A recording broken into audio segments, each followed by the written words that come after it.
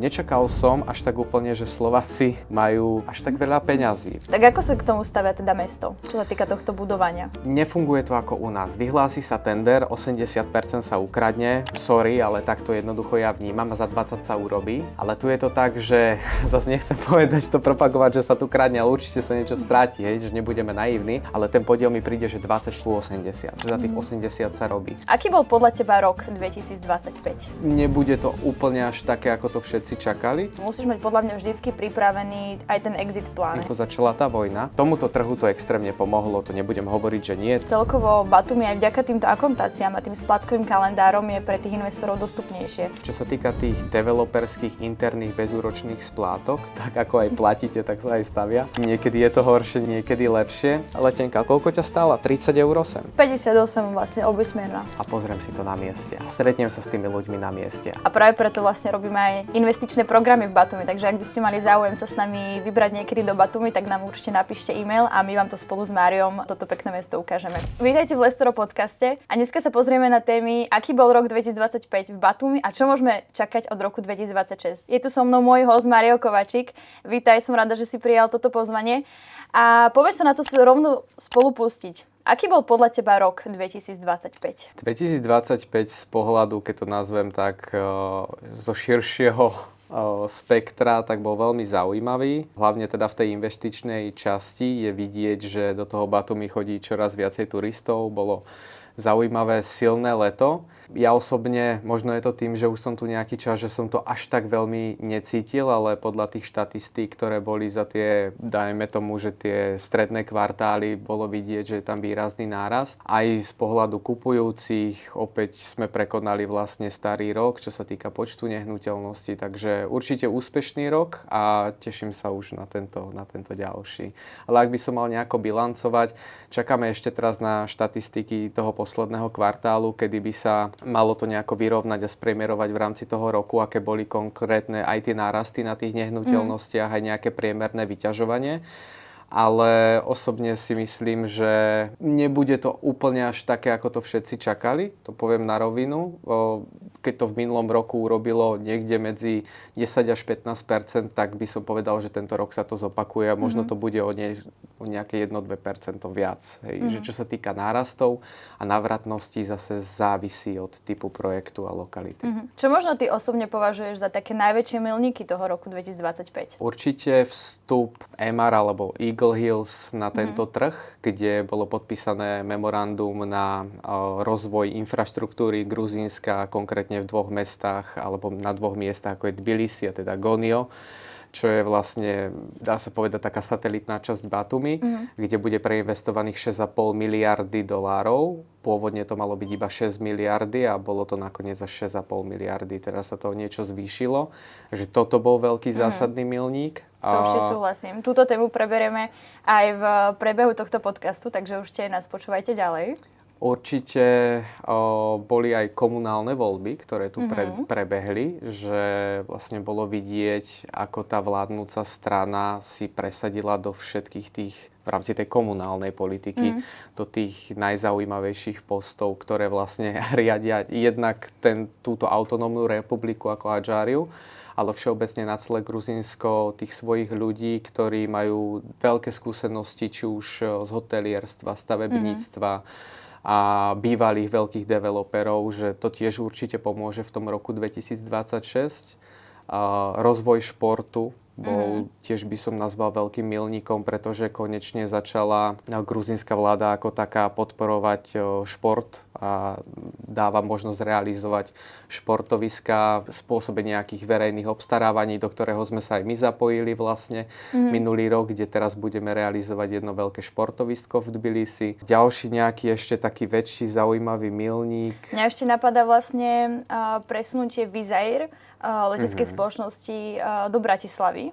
Aj to je podľa mňa jeden veľký milník, pretože zase pre ten slovenský trh, pre tých slovenských investorov to Gruzínsko bude také bližšie, tým, že vlastne majú priame linky z Bratislavy do Kutaisi. Takže ja toto považujem možno také aj turistické, ale aj taký investičný milník. Určite, ako to bude mať veľký zásah, a to som si chcel nechať o rok do podcastu. Vieš, že je to od januára tohto roka, ale áno.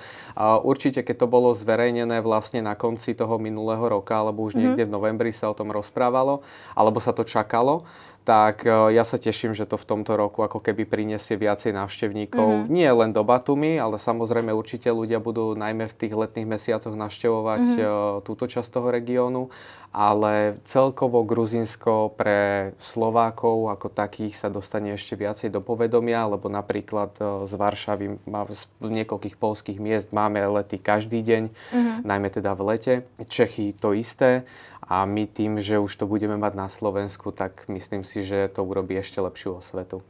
Určite, a ja to tak vnímam, že celkovo možno ľudia predtým nevnímali to Gruzínsko alebo Batumi, ale dostalo sa to podľa mňa minulý rok hlavne tak do popredia, že sa začalo o tom viacej rozprávať a začali si to sami ľudia vlastne nejako študovať. My to vidíme aj u nás v Lestero, že naozaj potom Batumi veľa ľudí má mnoho otázok, takých nezodpovedaných, lebo mi to príde ako taká ešte oblasť, ktorá je úplne ako keby neúplne preskúmaná, takže ľudia sa o to veľmi zaujímajú a práve preto vlastne robíme aj investičné programy v Batumi, takže ak by ste mali záujem sa s nami vybrať niekedy do Batumi, tak nám určite napíšte e-mail a my vám to spolu s Máriom toto pekné mesto ukážeme. Ako sa možno zmenil profil kupujúceho v minulom roku? Tým, že to Batumi a celkovo Gruzínsko začali možno viacej vnímať. Hej? Doteraz sme tu mali krajiny presne ako napríklad Dubaj, alebo veľa Slovákov investujú v tej svojej danej krajine, teda na Slovensku. Tak možno ako sa tento profil podľa teba mení? Pociťujeme takú vyššiu schopnosť vlastne od Slovákov a samozrejme aj od Čechov. Ale od Slovákov, myslím si aj to, ako si hovorila predtým, že je to viacej a viacej v povedomí, tak je to aj kvôli, asi by som to nazvala, našej nejakej spoločnej práci, pretože ale aj ďalších ľudí, ktorí sa zaujímajú o tento realitný biznis, čiže to rôzne realitné kancelárie, boli sme na nejakých veľtrhoch, vy ste absolvovali nejaké konferencie a ono sa to medzi tých ľudí dostáva a bude to čoraz viac a viac. No a ten samotný profil, ja mám pocit, že my sme sa v celku preorientovali na ten prémiovejší segment, čiže už nejdeme úplne do toho lacnejšieho, ako to bolo v minulosti. Takže tam úplne reálny pohľad nemám, ale v rámci toho prémiového segmentu určite je dneska vidieť väčšie očakávania. Aj na to, že je to Batumi, tak ľudia si kladú. Povedal by si, že sú možno náročnejší? Určite sú náročnejší, pretože všetci tu reklamujú, alebo väčšina tu reklamuje nehnuteľnosti za stále 30, 40, 50 tisíc dolárov a keď už máte klienta napríklad v projektoch, ako máme my konkrétne v tej Symfónii, alebo aj v ďalších, kde sú byty od 100 tisíc dolárov hore, tak tam už sú tie očakávania fakt od tých klientov o mnoho vyššie, či už z pohľadu kvality dokončení, či už z pohľadu tej návratnosti tých finančných plánov. Ja napríklad dneska vidím, že nečakal som až tak úplne, že Slováci majú, nazvem to tak veľmi jednoducho, že až tak veľa peňazí, pretože áno, mali sme aj my, že od 10% akontácie, keď sme začínali ten projekt v minulom roku, o tom sa určite budeme rozprávať, ale ľudia platia aj väčšie ako keby akontácie, sami doplácajú ako keby splátky, keď sú aj bezúročné a sami dajú dopredu nejaké instalmenty aj 15-20 tisíc dolárov, keď môžu. To mňa veľmi prekvapilo a mám pocit, že tento segment sa stáva tuto tak viacej žiadaný, pretože tých lacnejších projektov je tu enormné množstvo a tých prémiovejších, lepších je menej a tí ľudia to viacej vyhľadávajú. Určite ja toto tak vnímam, pretože mávame teda my v Lestero aj konzultácie s potenciálnymi klientmi a investormi. A ako ty hovoríš, tak sú určite náročnejší, majú teda nejaký ten štandard, ktorý nechcú podliezať, ale zároveň aj vnímam, že veľa investorov, ktorí už majú svoj majetok v tej svojej danej krajine, tak chcú ísť práve teda mimo. Niekedy je to mimo Európy, niekedy je to aj v rámci Európy a pozerajú sa možno na to aj ako plán B. Ale zase je potom tá druhá skupina investorov, ktorí chcú mať nejaký investičný apartmán, ale možno tam v živote ani nepôjdu, že sa pozerajú čisto len napríklad po tom výnosovom percente. A čo sa týka tu v Batumi, tak ty už si načrtol tú tému aj teda tých lacnejších bytov, aj teda tej prémiovejšej kategórie. To sa bavíme teda o rezidenčných budovách, alebo teda apartmánoch a potom o tom hotelovom segmente. Keby máš dať také 3 najväčšie ako keby odlišnosti, ako by si to ty zhrnul, keby je to naozaj investor, ktorý sa rozhoduje, že povie si, že chcem si kúpiť apartmán v Batumi, pozrie si teda na internete, tam mu teda ukážu krásne sa brožúry. Čo by si mu možno ty odporúčil, alebo ako sú tam také 3 najväčšie rozdiely? Urobiť si ako dôkladný rešerš hlavne aj tých samotných developerov, ktorí to ponúkajú, takže to je dôležité. Keď už sa pre niečo rozhodujem, ono je to skôr také technické, ale treba mať k tomu kompletné dokumentácie, ktoré by mali byť v dispozícii. A jednak zmluvy, stavebné povolenia. Aj keď je to v gruzínskom jazyku, dneska máme ChatGPT, ktorý vám to preloží za 5-6 sekúnd. takže viete si tieto veci urobiť. A čo sa týka toho nejakého základného rozdielu, tak určite hotelový segment je menší ako ten rezidenčný. Čiže tie rezidenčné nehnuteľnosti tvoria na trhu zhruba nejakých 76 až 78% si dovolím tvrdiť. A rezidenčná nehnuteľnosť ako taká, my ho poznáme ako bežný panelák na Slovensku, ktorý je určený na bývanie. Takže je tu veľký pretlak. Nazval by som aj to tým, že tam veľmi veľa ponuky a nie je tam až taký, by som povedal, zásah od tých turistov, ktorí sú ochotní platiť viac. Tým pádom sa to všetko odráža ako keby na tej aj kvalite toho developu, ale aj tých služieb. Takže prvá určite ako v rámci rozdielu vec je, že služby, ktoré poskytujú vlastne či hotelové alebo rezidenčné nehnuteľnosti. Rezidenčné nehnuteľnosti to majú väčšinou pekne vizualizované a na konci to nie je až tak úplne funkčné. Je veľmi málo projektov v Batumi, ktoré sú rezidenčného typu, že majú fakt dobre nastavené nejaké tie facilities, ktoré sú v rámci tej budovy. Veľakrát to spomínam, máte 500 bytov a máte 4-metrový bazén. Hej, ale reklamuje sa to, že máte bazén. Máte tam zase poviem 500 bytov a máte fitko, ktoré má 50 metrov štvorcových. V tých hotelových je to samozrejme na inej úrovni, sú to väčšie plochy, je to krajšie dizajnovo spravené, takže druhá vec je určite kvalita prevedenia, ktorú poviem, že ten hotelový typ je nejako nastavený. Vy keď idete do hotela, si častokrát zaplatíte viacej za tú noc, ako do toho rezidenčného, kde idete niekomu do bytu, ako napríklad cez Airbnb. A keď už idete do toho hotela, tak ten hotel má byť stále čistý, pekné chodby, upratané izby. Nemali by ste mať nejaké ako keby problémy v tých samotných miestnostiach, kde sa pohybujete.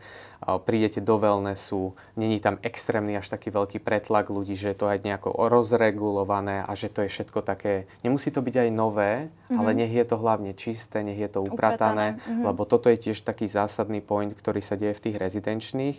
A tretia, taký výrazný bod je tá návratnosť. Rezidenčný segment je tak rozšírený, tu čo je normálne, lebo to sú nehnuteľnosti určené na život.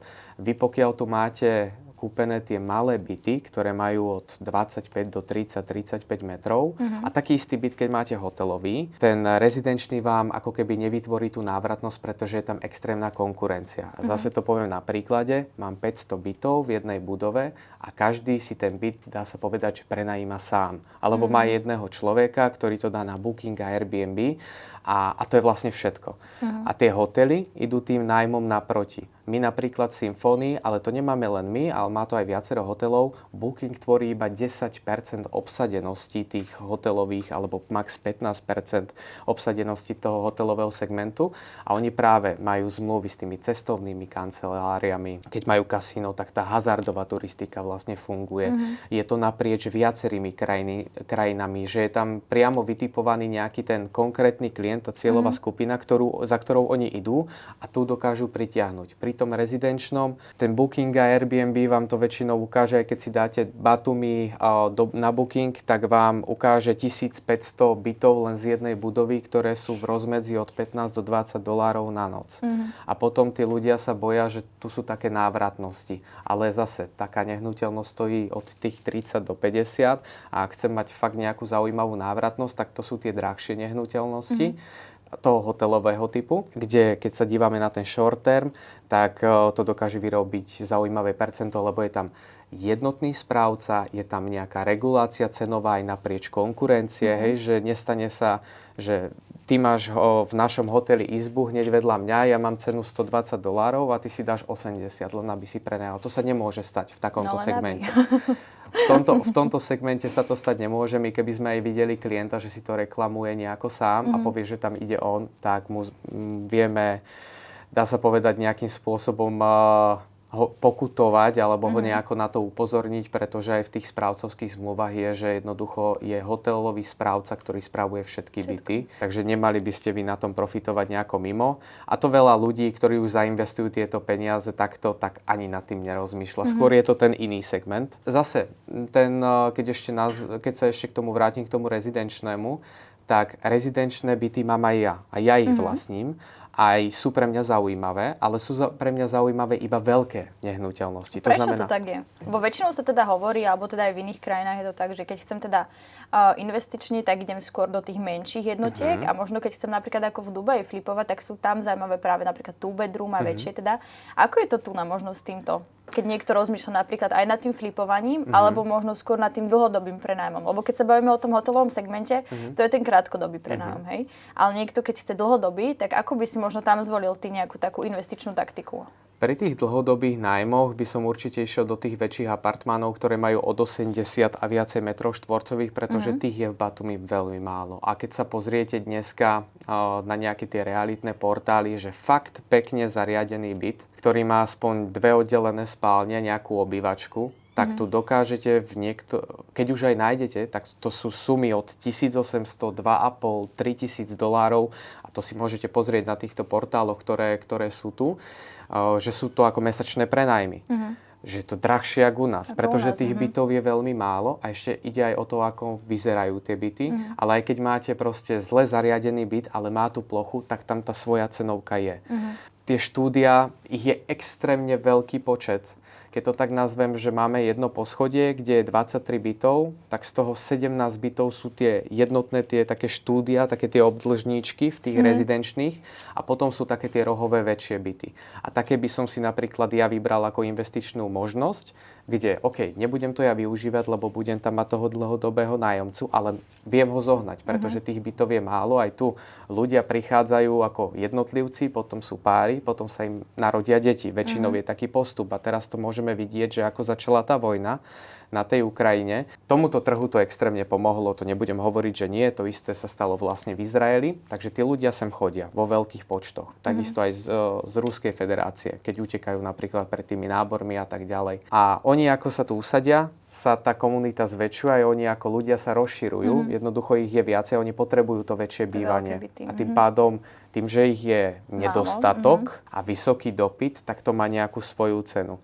Naopak, keď by som išiel do tých krátkodobých, určite volím hotely, pretože v hoteli nemáte two bedroom. To je minimálne, ako to väčšinou bývajú také tie prezidentské apartmány alebo tie superior, neviem aké veľké, ale tam je vždycky možno 5-6 bytov takých v celom hoteli. Všetko sú štúdia alebo teda nejaký one bedroom. Ale vždycky záleží od klienta. Čo sa týka flipu, radšej by som išiel do tých, možno aj toho hotelového segmentu, lebo ten je neustále zaujímavý aj po rokoch, pretože tam sa dá oprieť o tie výsledky toho hotela, že dá sa to ako keby a presne. A dá sa to z toho vytiahnuť. Ale môžu byť zaujímavé aj tie rezidenčné. Častokrát sa dá kúpiť, že developer ponúka nejakú sumu už po roku, 2 predaja. A na sekundárnom trhu môžete zohnať ešte lacnejší byt, čiže aj to sa dá.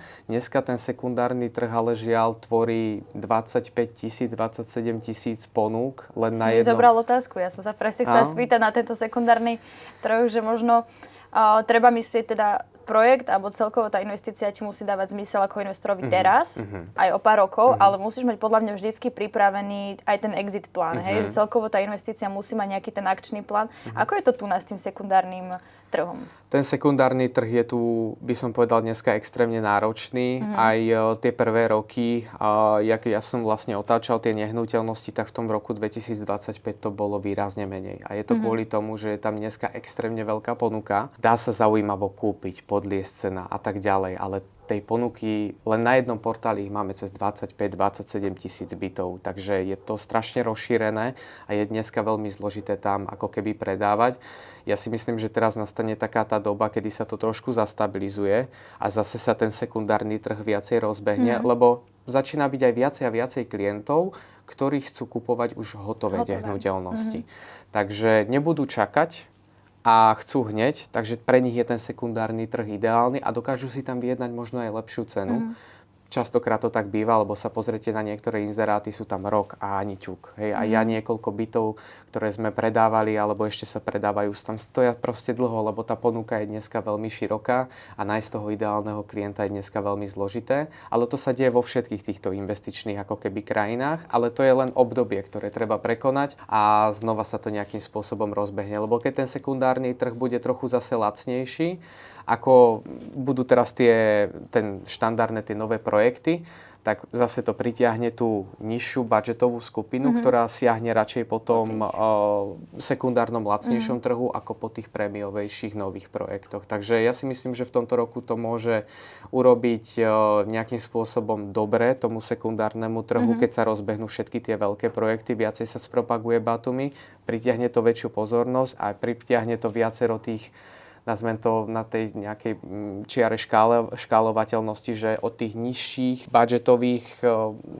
klientov až po tých najvyšších, tak tej masy je vždycky viacej. Je to proste masovka, tej prémiovosti je vždycky o niečo menej, takže tí by mali siahnuť po tom sekundárnom. Myslím si, že sa to bude diať. Dajme si možno taký modelový príklad, že som investor, ktorý má 60 000 dolárov či eur? Dolarov. Okay. A pozerám si teda na internete nejaké ponuky, vyskočí naozaj veľa na mňa projektov, majú pekné vizualizácie, sú napríklad niekde v centre mesta napríklad, príde mi to ako super ponuka, že je to tá super lokalita úplne niekde v centre. Ja ako investor mám skôr rozmýšľať tak, že kúpim napríklad dve tej lacnejšie jednotky za tých 30 000, alebo sa skôr mám pozrieť na to, že dobre, nechcem čoraz viacej apartmanov, ale zainvestujem do jedného kvalitného, do toho hotelového segmentu. Pretože napríklad ja zo svojho pohľadu by som si práve volila ten hotelový segment, aj napriek tomu, že by to napríklad nebola úplne nejaká lokalita úplne že v centre mesta, pretože pre mňa ako pre investora je dôležitejší developer a potenciál toho projektu a následne tie výsledky a tie služby, pretože som zo Slovenska, žijem na Slovensku a ja s tou investíciou, ako sa hovorí, nechcem mať žiadnu robotu. Možno ako ty toto vnímaš, že čo si ľudia možno vyberajú? Na začiatku to je vždycky, že sa bavíme aj, že idú s očakávaním. Už ich tých ľudí není tak veľa, ako to bolo predtým, ale stále sa objavia presne takýto podobný budget a chcú kúpiť dve tie lacné nejaké jednotky. Ja to nejakým spôsobom neodporúčam. Pokiaľ ten človek povie, že chcem mať ja tie byty, chcem ich navštevovať, je to pre rodinu, to je v poriadku. Ale ak očakávam z toho nejakú návratnosť, tam by som sa na to nesústredil, pretože to zase spadáme do tej oblasti tých rezidenčných, tých malých štúdií, ktorých je tu štrilión a je to ťažšie na vyťažovanie. Čiže tu už by som išiel do toho hotelového projektu, tých 60 000 na to stačiť nebude. Čiže je to dobrý základ, ktorý mám a s takouto sumou viem mať veľmi nízke splátky na nejaké to obdobie postavenia toho projektu. Poprípade môžem zobrať hypotéku v tom hotelovom, ale tam to je zase na druhú stranu trochu náročné preto, lebo ja už tú nehnuteľnosť kupujem na nejakom píku. Hej, teda tej ceny. Ono to vždycky tržne graficky, všetci hovoria, jak to rastie, ale je to nejaký ten pomyselný pík, keď už je to dokončené. Väčšinou vyhľadať možno nejaký kratší typ toho hotelového projektu, čo bude postavené možno za 2, za 3 roky, nie za 7, za 8, lebo to sú veľké zase projekty, kde je to trochu zase inak. A ísť skôr do jednej nehnuteľnosti, a tej kvality a aby to dávalo zmysel. My napríklad klientom dávame pri Symfónii pesimistické odhady, ktoré sú napríklad na obsadenosť, že my im ukazujeme, že ako to percentuálne urobí za rok, keby bola len 30% na obsadenosť hotela. Nezačíname tým, že ako nám vyšla case study, že to bude 75% alebo 8%, no v jednom prípade to tak bolo, ale bavíme sa reálne o tých číslach, že 30% je stále nejakých 140 alebo niekde okolo 120-140 nocí za ten rok. A aj to nie je úplne málo, keď je tam nejaká zaujímavá cenotvorba a ten apartmán niečo stojí, stále to vie vyrobiť minimálne možno tých 8%, hej? Ale záleží vždycky od nehnuteľnosti a koľko stojí. A taký ten priemer stred je tých 50%, čo je zhruba nejakých tých 190 dní z roku, alebo teda tých nocí. Takže pri takomto budžete určite sa pozerať po jednej a nejakej dobrej, ale môže to byť aj rezidenčná, len to proste musia byť štvorcové metre, kde už nepôjdem na ten shortový prenájom, ale radšej na ten long. Dlhodobý. A čo sa týka možno financovania. My teda v Lestero, aj keď máme konzultácie s našimi investormi, tak vlastne si pozeráme tú škálu, aké sú možnosti financovania. Tu nám vlastne vie investor platiť buď teda celé, že to vyplatí, hej, že nie sú tam žiadne splátky. Druhá možnosť je teda, že žiada nejakú americkú hypotéku na Slovensku a tým v podstate vie taktiež financovať svoju nehnuteľnosť. Najzaujímavejšie sú splátkové kalendáre od developera. Skús možno toto nejako priblížiť, lebo na Slovensku vlastne nemáme bezúročné splátky, nie sme zvyknutí na to, že máme nejaký apartmán, byt a platíme splátky až aj teda po dokončení. Takže možno skús vysvetliť tento model a ako to vlastne prebieha, čo sa týka aj tej akontácie, možno omeškanie platby a podobne. Áno, presne si to dobre pomenovala. Je tých možností viacej. K tomu prirátam ešte jednu možnosť a to je to hypotekárne financovanie, ktoré je tu. Ale čo sa týka tých developerských interných bezúročných splátok, tak to môžeme poznať nie len z Batumi, ale dá sa povedať asi najviac z toho východného bloku, ako je teda Dubaj, a potom aj Thajsko, možno Bali, takže v týchto krajinách to je ako keby také zabehnuté a funguje to tak, že vy ste ako keby taký spoluinvestor alebo ako partner pri tom stavaní toho samotného projektu, čiže tak ako aj platíte, tak sa aj stavia. Niekedy je to horšie, niekedy lepšie. Ale samozrejme ten developer má vždycky svoje peniaze, za ktoré to má stavať, lebo nemôže očakávať, že všetko bude ideálne. Takže, ale áno, ten developer to berie ako toho klienta aj ako svojho partnera, pretože to, ako on mesačne platí, mu pomáha do cashflowu. A ten spôsob je jednoduchý. Tie projekty, napríklad, keď byt stojí 100 000, dá sa povedať, môžete ísť aj od 10% akontácie, ktorú dáte na začiatok a potom sú nejaké mesačné splátky alebo kvartálne splátky, či na 3 roky, na 4 roky, na 5 rokov. Potom máme spôsoby, že máte 20% alebo čím vyššia akontácia a stále mesačne alebo polročné alebo kvartálne platby. Ale najzaujímavejšia, a to by som povedal aj do tých milníkov za ten minulý rok, je vidieť, že klienti začali ísť na tie ročné splátky, pretože s tým som sa stretol najviac až v tomto roku, kedy väčšina klientov platí, že po 25%. U nás je možnosť veľmi flexibilne platiť ako keby tie splátky. Máme jedno pravidlo, do takéhoto a takéhoto termínu to musí byť. A minimálne od takejto akontácie alebo ďalšími možnými formami. A je vidieť, že viacero ľudí sa prikláňa na tie ročné splátky. Myslím si, že je to zaujímavejšie aj v rámci rozloženia rizika, pretože keď ešte som nevyšiel zo zeme, dal som 25%. A teraz ja mám platiť ďalšiu 25% až o rok. Ale ja za ten rok vidím ten progres. Takže áno, progres ide, budova sa stavia, platím ďalších 25%. Hej, že nesnažím sa exitnúť z toho projektu, lebo vidím, že sa realizuje ten proces výstavby. A tak toto ide hore. Čiže aj ten klient, namiesto toho, aby dal hneď celú platbu dopredu, alebo aby platil mesačné splátky, môže platiť takto po častiach. Zároveň ušetrí dosť peňazí, to môžeme povedať tiež, lebo jeden prevod zo slovenskej banky sem je od 20 do 30 eur. A keď ich mám 12, tak to mám cez 360 napríklad euro a ročne to nie je málo. Hej, a platím to 4 roky, to je 1000. Hej, to mám ušetrených hneď 1000 eur, ktoré môžem dať hoci kde inde na nejaké možno akciové portfólio, alebo to je vlastne jedno čo, ale mám ich ušetrené. Takže toto by som povedal, že najčastejší je dneska model, že platia tie ročné splátky, ale máme zase aj klientov, ktorí nemajú až tak veľké peniaze na štart, tí využívajú tých 10%. To sme mali my vlastne v tomto roku predchádzajúcom najviac takých klientov, kde dali nižšiu síce sumu na začiatok, ale mali príjem a dokážu splácať aj tie vyššie splátky.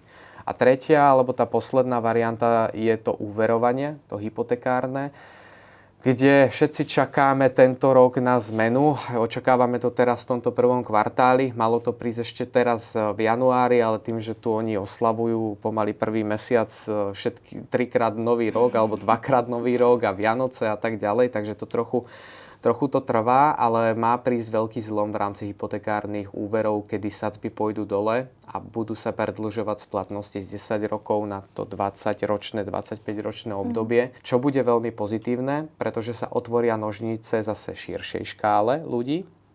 Na druhú stranu, kde to budú ľudia cítiť na cenách, pretože ako náhle bude to viacej dostupné, to pôjde hore. Takže ešte toto je jeden z takých modelov, ktorý sa využíva. Dneska na to treba 30% akontáciu, 40%, splatnosť je na 10 rokov. Ja to veľmi neodporúčam dneska tie hypotéky robiť v tejto forme, keď vieme, že má prísť zmena. Keby tá zmena nemala nastať, tak je to ale iba zase pre určitý typ tých ľudí. Určite. A čo sa týka aj tých financií, tak Batumi je stále pre investorov veľmi dostupné. Pretože napríklad v Bratislave nejaký dvojizbový byt máte od nejakých 230 000 a vyššie. A celkovo Batumi aj vďaka týmto akontáciám a tým splátkovým kalendárom je pre tých investorov dostupnejšie. Ak sa aj bavíme o tom, že investor na začiatku nemá na vysokú akontáciu, tak vlastne viete tu kúpiť apartmán od 10%, čo je podľa mňa super, v porovnaní teda s inými krajinami. No ale poďme sa teda pozrieť na rok 2026. Aký tu máme pohľad? Ako ty vnímaš, alebo ako teda ty vidíš, že sa rok 2026 zmení z pohľadu možno nehnuteľností? No určite najväčší zásah tu bude mať ten Eagle Hills, ktorý odštartuje vlastne výstavbu a teda samotný predaj projektu v tom Gonio Quarriati, teda v tej satelitnej časti Batumi. Eagle Hills, poviem, že to je vlastne od Emar, hej, ale Emar je značka len vlastne v Saudskej Arábii, alebo teda v Dubaji. Tuto za hranicami, a nie len v Batumi, ale aj všade vo svete, kde stavajú pod značkou Eagle Hills, takže to zamáva trhom. Zamáva to, myslím, že v pozitívnom pohľade, že to zvýši aj ceny, čiže bude tam nejaký nárast, ale nie všetky tie nehnuteľnosti až tak veľmi porastú, ako by mali. Respektíve všetci sa budú chcieť zviesť na tom mene, že všetko rastie. Treba si vážne dávať pozor, takže v 2026 byť veľmi ostražitý, kto aké percentá sľubuje za rok v rámci tej výnosovosti a toho rastu. Bude to väčšinou brané na konkrétne, že celé Batumi a nie na ten daný projekt alebo na tú danú lokalitu. To si treba pozrieť. Spúšťajú sa tu nové vlastne ako keby tendre alebo tie verejné obstarávania na rozvoj infraštruktúry, takže pribudnú tu nové lokácie, kde sa onedlho začne výstavba. A vlastne to tiež spomeniem, ten umelý ostrov, ktorý sa tu začal stavať nejaký čas dozadu, tak je vidieť, že ako tie násypy toho poloostrova a tak ďalej postupujú, takže zatiaľ to vyzerá na to, že je to až tak veľký ako keby projekt, zatiaľ to vyzerá dobre. Aj ja ešte stále vnímam veľké percento toho rizika, lebo ten projekt je proste obrovský. To je na dlhé roky. A keď sa pozriem na tú vizualizáciu, je tam, ja neviem, či 40 budov, alebo koľko, alebo 30. A to je nejaký čas, za ktorý to treba vystavať. Takže toto trošku ešte stále vnímam ako riziko, ale vidieť, že sa tam pracuje, čiže to je zaujímavé, to priťahuje ako keby tých ľudí. Nová lokácia vlastne, ktorá sa rozvíja, je to Staré mesto. Máme menšie nové projekty, také butikové hotely, ktoré majú 3-4 poschodia. Niektoré byty tam stoja nezmysel, ale Staré mesto je Staré mesto, vždycky bolo najviacej asi navštevované.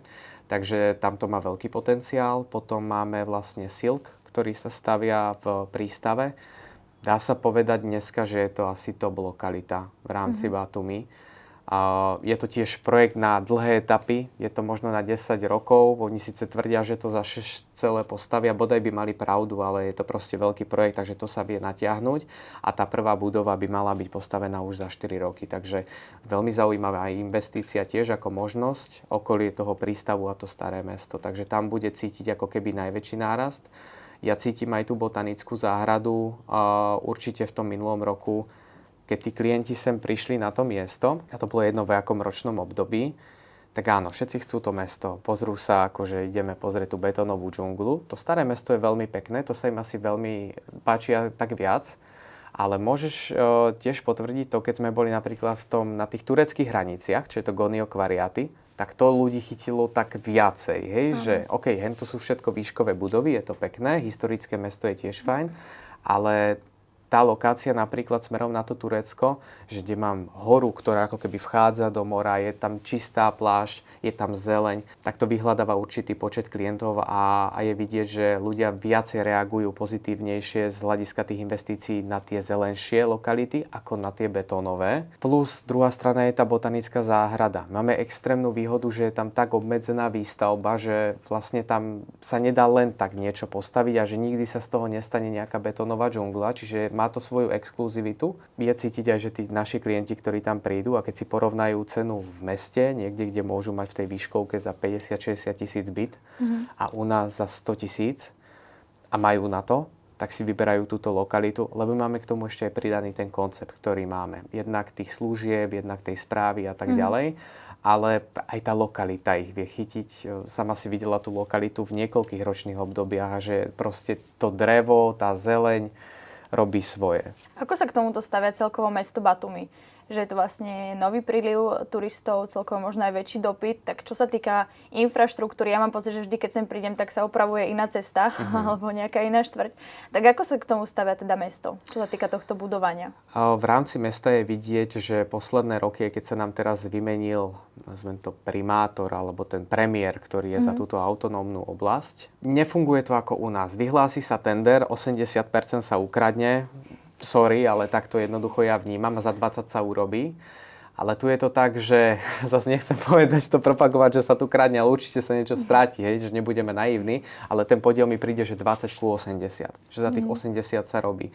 Je tu veľa príležitostí v rámci toho verejného obstarávania, totiž môžem sa pochváliť tým, že sme vlastne získali tender, ale nie priamo v Batumi, ale v Tbilisi na realizáciu športového areálu, kde bude futbalové ihrisko, tenisové kurty, padelové kurty.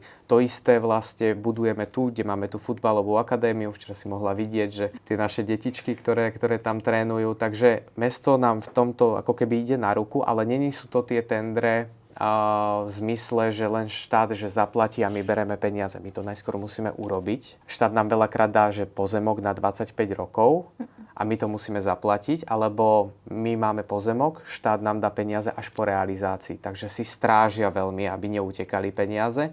Čo sa týka ciest, to je vlastne tiež jeden z partnerov, ktorý je u nás na Symfónii. To je jeho taký ďalší biznis, ktorý on robí, a to je vlastne asfaltovanie a teda výmena tých starých komunikácií za nové. On má výhodu, že on je tu už, dá sa povedať, monopol, takže všetky tie cesty, ktoré sa opravujú, robí vo väčšine on alebo aj naša firma. A je vidieť, že to mesto do toho fakt dáva veľa peňazí, pretože vnímajú ten trend, že chodia sem čoraz väčší počet turistov, čoraz bohatších ľudí, a tí vnímajú to, keď niekde sú stále jamy a tak ďalej, že teda tá Rustaveli sa celá mení a za chvíľku bude pekne napojená až do konca, až do prístavu. Takže mesto určite ako revitalizuje. 2025, to pridám ďalší milník, bolo, že sa vymenila kompletne skoro celá pláž. Tá promenáda, po ktorej ľudia dneska chodia, tak celý minulý rok sa realizovala výmena tej starej plochy. Bolo to jednak aj kvôli tomu, že sa robila ochranná stena kvôli vlnám, kvôli hurikánu, ktorý to bol v roku 2023, ale vymenila sa napríklad aj tá časť ako cyklochodníkov. Boli to staré také mačacie hlavy, to je teraz pekný hladúčky vyliatý betón až do konca, od letiska až, dá sa povedať, po prístav. Takže mesto veľmi ako keby podporuje rozvoj infraštruktúry. Poďme sa ešte pozrieť na to, že na čo sa dať možno pozor pri tej kúpe. Že keď už teda investor sa rozhodne, teda, že páči sa mu mesto, lebo vidí teda, že sa buduje tá infraštruktúra, že naozaj investujú do toho peniaze, vidí v tom ten potenciál. Zároveň je tu aj celkovo veľa projektov, ako ty hovoríš, nových, na niekoľko teda rokov. A na čo si dá teda pozor? Ja začnem asi úplne tým základným, to je ten samotný developer. Ja predtým som veľakrát ako keby hovoril, že niektorí tí noví developeri, ktorí sú, že môže to byť riziko. Aj dneska to budem tvrdiť, ale môže za tým byť, že Silk, keď si to tak zoberieme, tak Silka môžeme dať do kategórie nového developu, pretože oni síce majú hotely, ale väčšina tých hotelov, ktoré majú, sú staré budovy, ktoré prerobili, niektoré samozrejme postavili, ale v rámci toho prémiového developmentu ich môžeme zaradiť ako medzi nováčikov, ale je to zase holdingová veľká skupina, ktorá vlastní telekomunikácie, energetiku, vlastnú banku, hej, že otvorili v roku 2025. Takže aj síce môže byť nový developer, ale mal by mať niečo za sebou. Keď už tak, keď nie z developu, tak z nejakého zaujímavého ďalšieho sektoru, hej, nejaké pozitívne výsledky. Ale pri Silku zase musíme povedať, že on má jediný licenciu na Redison, takže on sa v rámci toho hotelierstva a tak ďalej pohybuje veľmi relatívne dlho. Takže developer je tá prvá vec. Druhá je lokalita, kde sa to stavia. Musí to dávať zmysel. Aj keď je to lokalita, kde stojí strašne veľa budov okolo vás, tak prečo by tá budova mala byť tá, ktorá bude profitovať? A tým máte aj vlastne výhodu. Vy keď máte nejaké miesto, kde ide teraz nový develop a okolo už stoja staré byty, tak viete si ľahko pozrieť, koľko sú tam prenajmy. To je pre vás veľká pomôcka. Keď sa jedná o novú lokáciu, ktorá úplne vzniká, ako je to v prípade Eagle Hills, tam to bude veľmi o tom brande, čiže zase narážame ako keby na developera, tam by som sa neobával vôbec. Určite dokumentácia. To v minulom roku bolo extrémne cítiť a myslím, že to bolo v septembri. Bola obrovská kontrola v Batumi, 319 priestupkov, 284 myslím, že stavieb ako takých.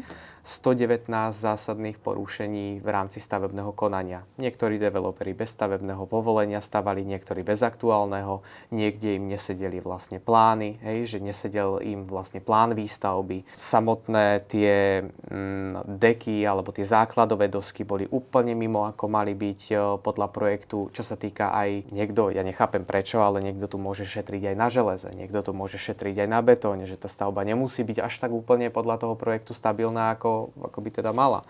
Takže určite dokumentácia. Vy ako klient, keď už s niekým komunikujete, väčšinou komunikujete s nejakým predajcom. Bude to realiťák, alebo je to nejaký salesak priamo od developera. To je ten prvý nejaký kontakt. Čo by ste si mali pýtať je vždycky projekt, minimálne tie floor plány, ako budú tie byty rozložené, ktoré prečo majú mať kde aký potenciál, to by vám mal ten expert na to poradiť a nemal by to byť len človek, ktorý vám len za každú cenu chce predať, ale mal by vám vedieť poradiť. Druhá vec je, vypýtajte si vždycky draft kontraktu predtým, ako čokoľvek zaplatíte. Neplaťte rezervácie zbytočne predtým, ako uvidíte nejaký kontrakt, pretože ten kontrakt keď niekto od vás chce rezerváciu, že až potom vám ukáže zmluvu, vy ju zaplatíte, tak väčšinou, tak psychologicky, aj keby tam neviem, čo bolo a oni vám povedia, že to nevedia zmeniť, to zaplatíte.